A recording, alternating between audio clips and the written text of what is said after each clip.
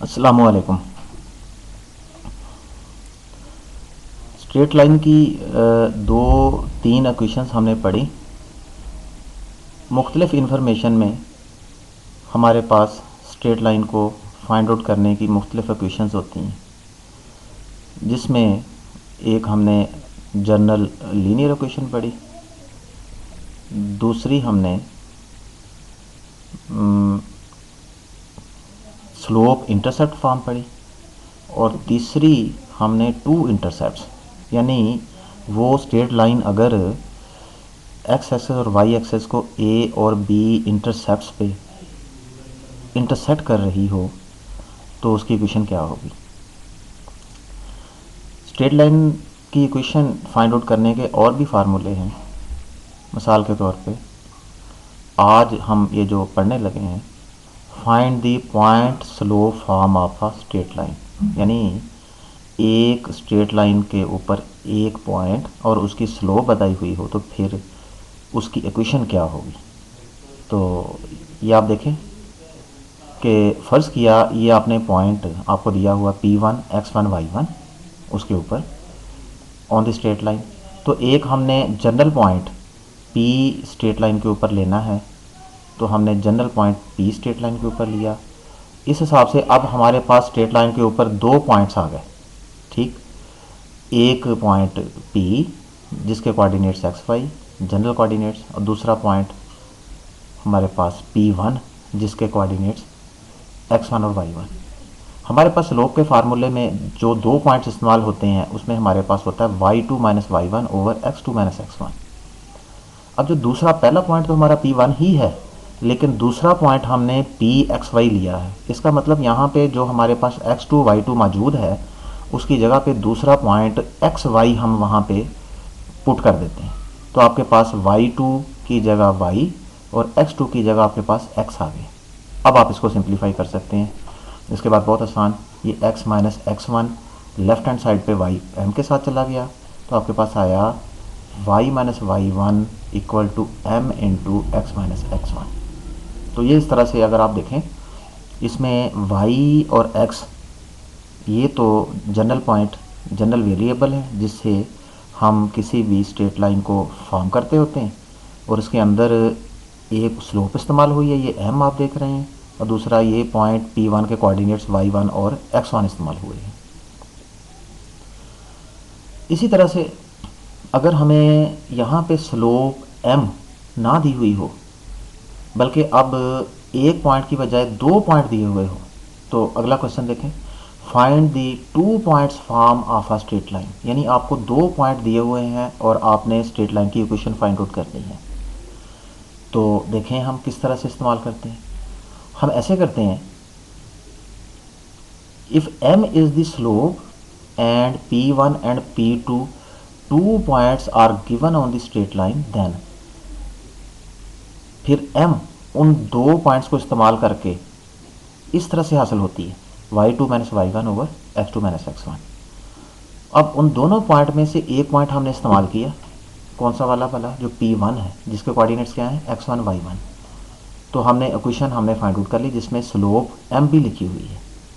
तो ये पिछला जो formula y minus y1 equal to m into X minus x1 ले लिया, जिसमें हमारे पास m लिखा हुआ, लेकिन इस दफ़ा हमारे पास m नहीं है, बल्कि m की बजाय दूसरा पॉइंट P2 दिया हुआ है। इसका मतलब अब हमने m को यहाँ पे नहीं देखना चाहते, इसको हम रिप्लेस करना चाहते हैं। तो हम ऐसे कर दें कि ऊपर जो m का फार्मूला है जिसमें दोनों पॉइंट्स इस्तेमाल किए हुए हैं, वो लेके हम m की वैल्यू इसमें पुट कर देते हैं।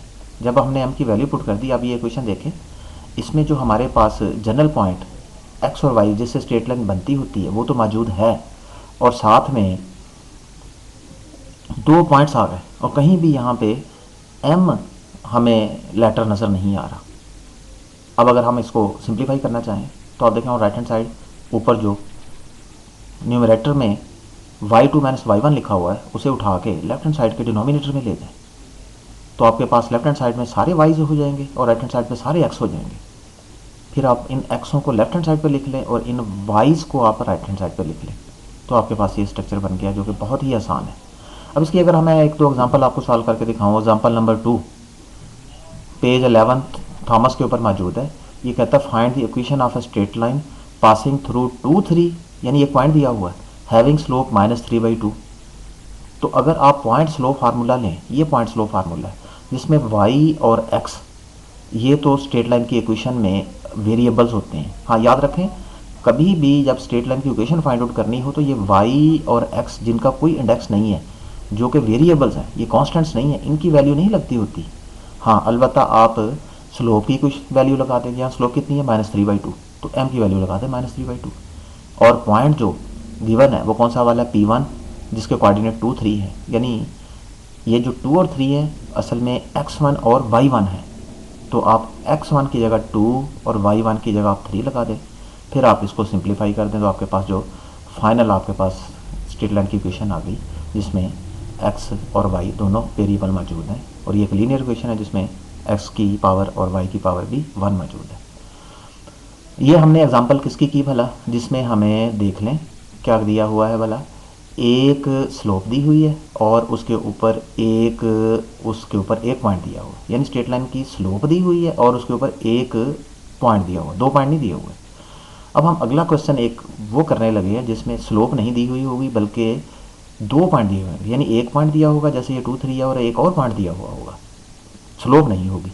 तो ये नेक्स्ट, ये हमारे पास find the equation of straight line passing through 2 points, पहला पॉइंट है -2 -1, दूसरा पॉइंट है 3 4। ठीक, तो ये आप ऊपर वाला जो भी फार्मूला आपने ड्राइव किया जिसमें x और y वेरिएबल है और बाकी सारे कांस्टेंट्स हैं, यानी पहले पॉइंट में 1 1 आता है, जैसे x1 y1, x1 नीचे x2, सॉरी ऊपर x1 नीचे भी x1 और यहाँ पे y1 और नीचे भी y1। तो पहला पॉइंट आप यहाँ पे पुट कर दें, तो पहला पॉइंट आप देखें आपके पास यहाँ पे क्या है, -2, ये है x1। तो ये दो जगहों पे ऊपर भी और नीचे भी ये -2 पुट किया, और ये y1 क्या है भला -1, तो दो जगहों पे y1 ऊपर और नीचे इस्तेमाल किया। ठीक, अब रह गया x2 अगर आप वापस जाके ये देखें 3 जो है ये दूसरा पॉइंट है x2 और ये 4 y2, तो आप ये x2 की जगह 3 लगाया और y2 की जगह आपने 4 लगाया।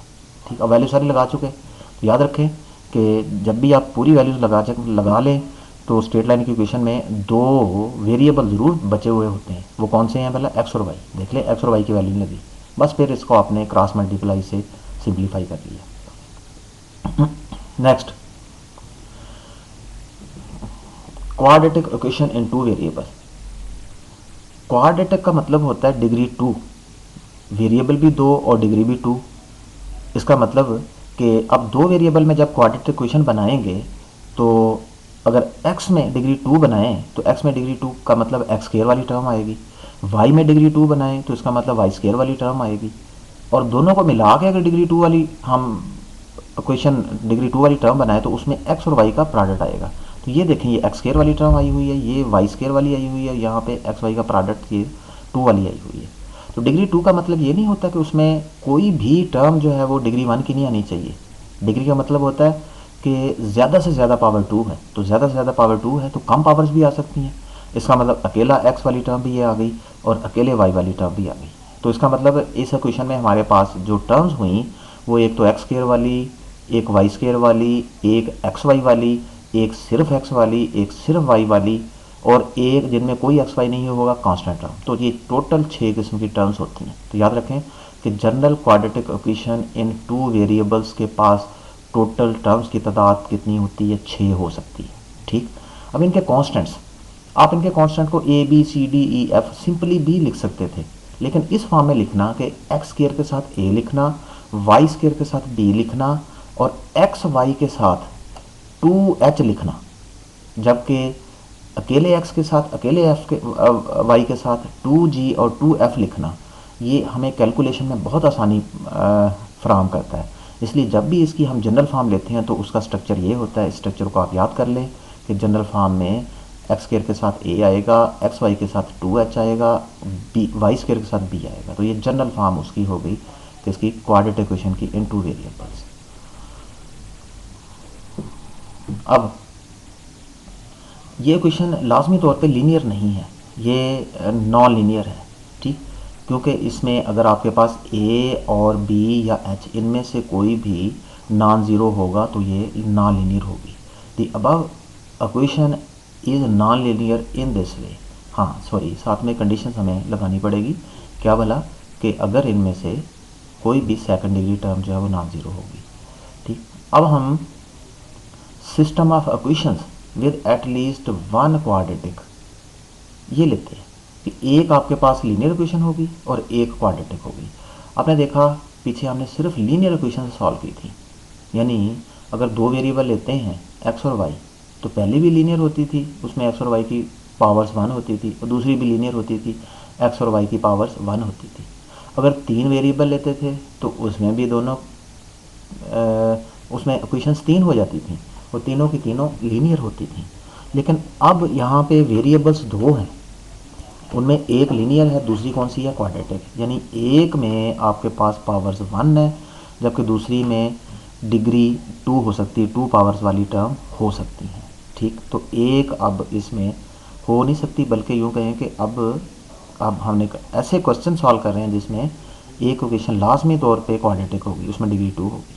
तो इसको सॉल्व करने का तरीका क्या है, जो आपके पास लीनियर है ये आसान इक्वेशन है, इसमें से एक वेरिएबल की वैल्यू ले लें। मिसाल के तौर पर मैं एक्स की वैल्यू लूँ तो y दूसरी तरफ चला जाएगा, x किसके बराबर आ जाएगा, 7 माइनस वाई। अब आप इस x की वैल्यू दूसरी इक्वेशन में पुट कर दें।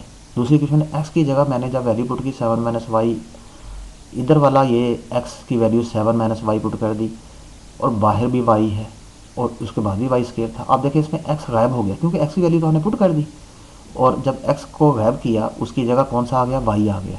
इसका मतलब अब इस इक्वेशन में कहीं भी x नज़र नहीं आएगा, आपको हर जगह क्या नज़र आएगा, y नज़र आएगा। अब आप इसका स्केयर खोलें, इसको सिंप्लीफाई करें, आखिरकार फाइनल फॉर्म में जब आप इसको लेके आते हैं तो ये तो क्वाड्रेटिक इक्वेशन होगी, किसमें भला, वाई में। तो फिर ये क्वाड्रेटिक फार्मूले से सॉल्व होगी। जब इसको आप सॉल्व करेंगे तो क्वाड्रेटिक फार्मूले से आपने वैल्यूज पुट की तो इसके दो जवाब आए, कितना, 4 और 3। तो वाई के दो आंसर्स आपके पास आ गए। तो क्या ये सिस्टम सॉल्व हो गया, नहीं हुआ, क्योंकि सिस्टम में सिर्फ एक अकेला वेरिएबल वाई नहीं था, एक्स भी था। अकेला वाई मालूम कर लेना, बल्कि वाई भी उसकी दो वैल्यूज हमने निकाल ली, एक्स तो आया ही नहीं, तो उसके अगेंस्ट अब हमें एक्स की वैल्यू भी फाइंड आउट करनी है। इसलिए वाई की अगर हम पहली वैल्यू लें, वाई इज इक्वल टू 3, ठीक, तो वाई की इस वैल्यू के लिए एक्स क्या होगा, तो आप Y is equal to 3 put कर दें। जो आपने थर्ड इक्वेशन बनाई थी, जो आपने लीनियर से ली थी, थर्ड इक्वेशन कौन सी, x is equal to 7 minus y, इसमें वाई की वैल्यू पुट कर दें। तो 7 माइनस वाई की वैल्यू 3 पुट कर दें। जब आपने 3 पुट किया, 7 माइनस 3, तो एक्स की वैल्यू 4 आ गई। इसी तरह आप उस थर्ड इक्वेशन में जब वाई की वैल्यू 4 पुट करेंगे तो एक्स कितना हो जाएगा, 3 हो जाएगा। तो यहाँ से क्लियर हुआ कि जब आपके पास एक्स कितना है, एक्स आपके पास जब 4 है तो उस वक्त वाई कितना होता है, 3 होता है। इसलिए याद रखें कि आपको ये आर्डर पेड़ बड़ी एहतियात से लिखने होंगे। तो हमारे पास एक आर्डर पेड़ कब बना, जब एक्स 3 हो तो वाई 4 है। दूसरा कब बना, जब एक्स 4 हो तो वाई 3 है। अगर इनको कोई गलत जगह लिख देगा आगे पीछे तो ये सवाल गलत हो जाएगा। इसलिए पहली वैल्यू हमेशा एक्स की लिखें, दूसरी किसकी, वाई की। तो एक आर्डर पेड़ बना कौन सा, 4 और 3, दूसरा आर्डर पेयर बना 3 और 4। तो दो आर्डर्ड पेयर आपके पास आ गए, ठीक, तो ये दो सोल्यूशन हो गए। अच्छा, इसे आप चार सोल्यूशंस नहीं कहेंगे कि आप गिनने लग जाएं कि 1 2 3 4, टोटल 4 हो गए, नहीं।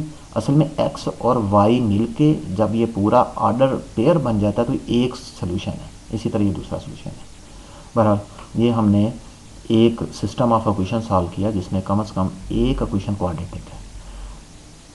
इसमें जो एक इक्वेशन आपने क्वाड्रेटिक ली है, दोनों भी क्वाड्रेटिक हो सकती हैं और उनकी बहुत सारी टाइप्स हैं।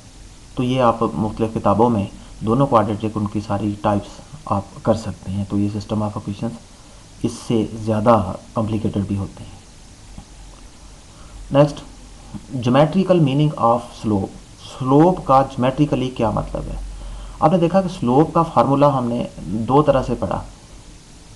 एक हमने पढ़ा कि slope m is equal to tan theta, यानी अगर किसी लाइन की इंक्लाइनेशन थीटा दी हुई हो तो सिर्फ टैन ले लें उसका तो आपके पास स्लोप आ जाती है। लेकिन ज्योमेट्रिकली फिगर में हमें किस तरह से अंदाज़ा हो कि स्लोप क्या चीज़ है। क्या आप इस लाइन को स्लोप बोलेंगे, इस एंगल को तो हम स्लोप नहीं कहते, एंगल तो इंक्लाइनेशन होती है। तो क्या स्लोप यहाँ पे नज़र आ रही है, हम देखते हैं। अब जानते हैं कि tan थीटा किसके बराबर होता है। अगर आप परपेंडिकुलर ड्रा करके यहाँ एक ट्राइंगल बना लें तो tan थीटा हमारे पास होता है परपेंडिकुलर ओवर बेस, यानी ये जो खड़ी साइड है वर्टिकल BC और ये जो हॉरिजॉन्टल साइड है कौन सी वाली AB, BC ओवर AB, ये tan थीटा होता है परपेंडिकुलर ओवर बेस। ठीक, तो इसका मतलब हुआ कि अगर आप इस तरह की ट्राइंगल को एक नीचे बनाते हैं, ये ट्राइंगल निकाल कर कोई ऐसे नीचे बना लेते हैं, तो उसकी एक साइड हॉरिजॉन्टल है, एक साइड वर्टिकल है, उसके ऊपर एक ढलान आपने बनाई हुई है, इसके ऊपर जैसे एक शख्स चढ़ रहा है, ये चढ़ने की कोशिश कर रहा है, तो इसकी चढ़ाई को जो फेस कर रहा है इसे, तो वो चढ़ाई डिपेंड करती है कि नीचे वाली लेंथ कितनी है। नीचे लेंथ है 3 और इसकी हाइट कितनी है 2। तो इसका मतलब हुआ कि परपेंडिकुलर यानी राइज 2 और बेस यानी रन 3, यानी 3 यूनिट चलने पे आपको कितनी हाइट नसीब होगी, 2 होगी। तो यही देखो अगर 3 यूनिट चलने पे 1 2 3 ज़्यादा हाइट नसीब होती, तो ये जहाँ मैं ये इशारा कर रहा हूँ यहाँ पॉइंट से, तो ये फिर लाइन इसको आके टकराती, तो ज़ाहिर है यहाँ से अगर इसको इसके साथ मिलाएं तो ये स्लोप ज़्यादा हो जाती।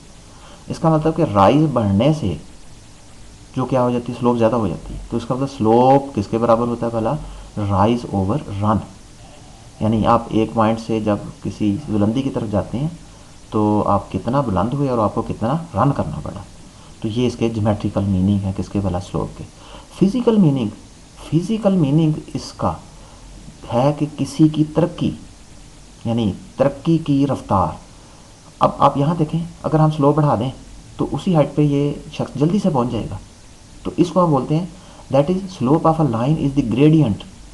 ठीक, उसका ग्रेडियंट कहलाता है, तरक्की की रफ्तार कहलाता है, ऑफ अ क्वांटिटी, एक क्वांटिटी का, which estimates how much that quantity is raised, कि क्वांटिटी कितनी बुलंद कर दी गई, for a given increment run in other quantity, दूसरी क्वांटिटी की को बढ़ाने से।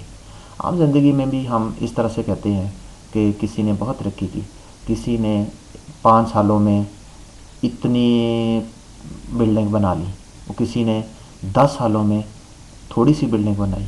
तो इस तरह से हम उसको उसका ग्रेडियंट से थोड़ा कंपेयर कर सकते हैं।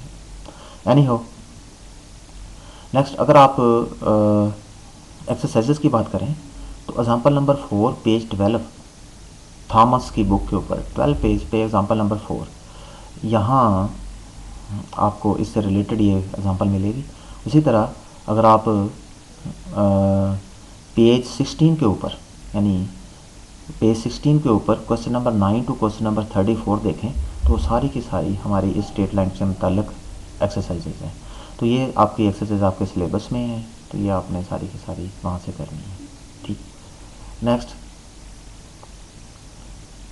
है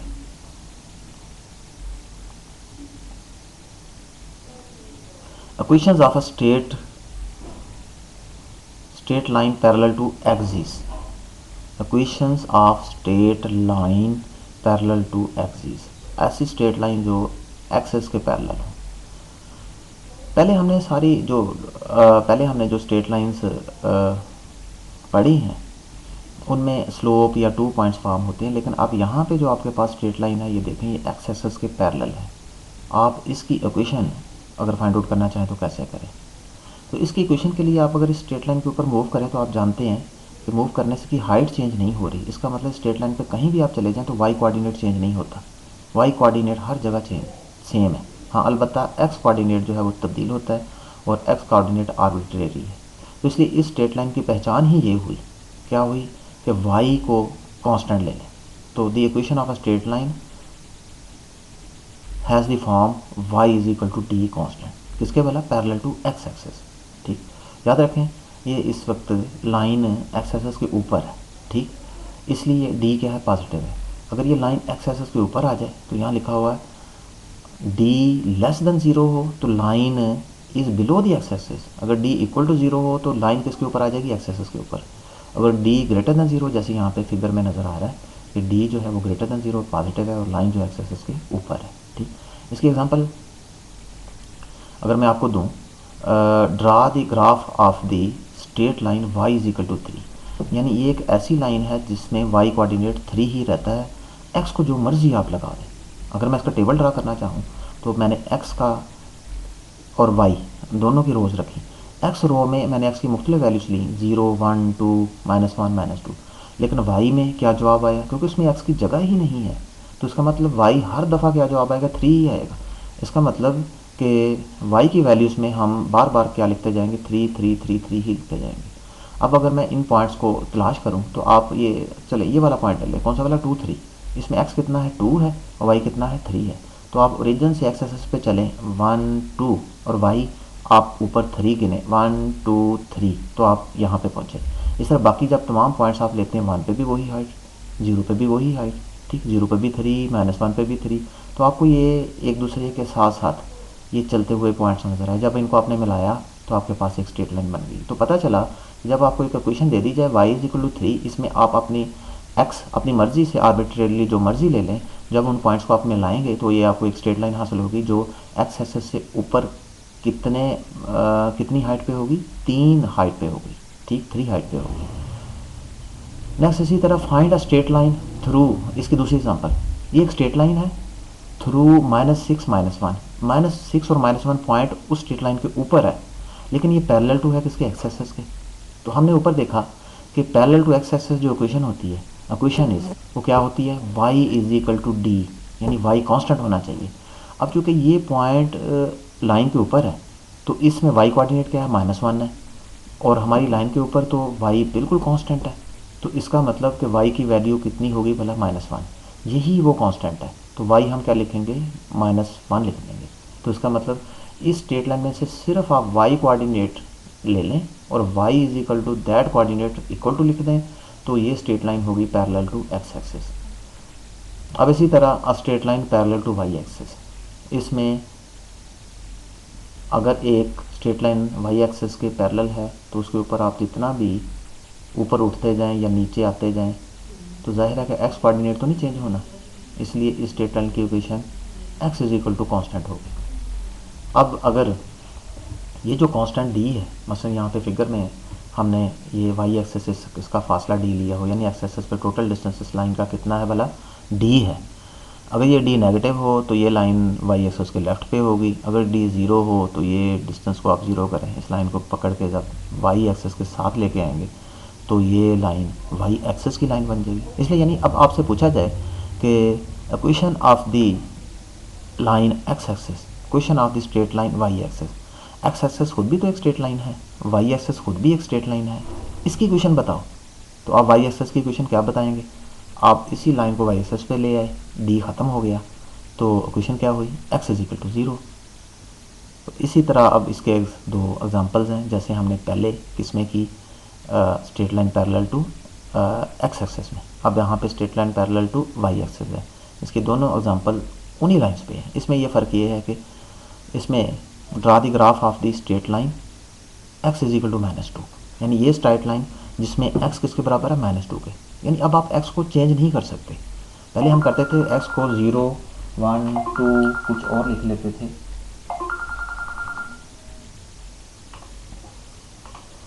नहीं, तो ये हमारा लेक्चर अब यहाँ पे ऑफ हुआ। हम आपको कल अगले लेक्चर में हमारी मुलाकात होगी। तो आज के लिए खुदा हाफिज़।